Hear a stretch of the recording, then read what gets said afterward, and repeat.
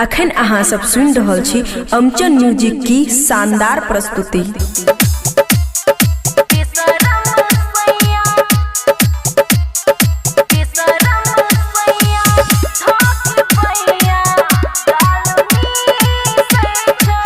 खुशी recording studio मलुआहा। लके पिचकारी पिचकारी भांग पीसे छे, लके पिचकारी पिचकारी भांग पीसे छे।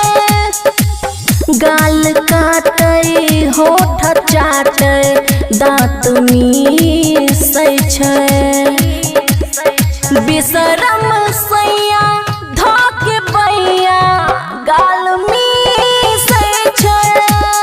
लके पिचकारी पिचकारी भांग पीसे छे।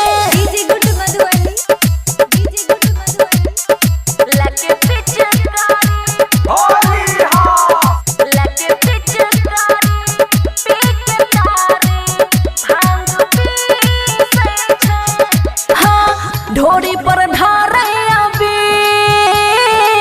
आँख से मारे छतीर, आँख से मारे छतीर।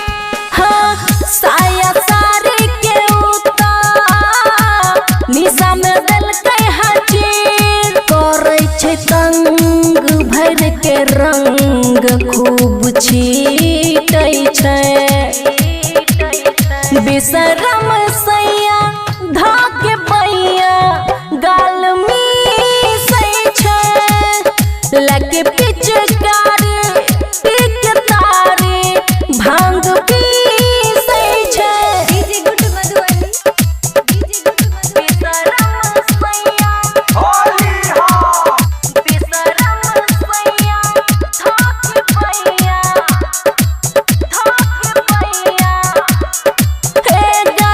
कि कहियो आमन के हाल बिगड़ल छै ओकर चाल, बिगड़ल छै ओकर चाल।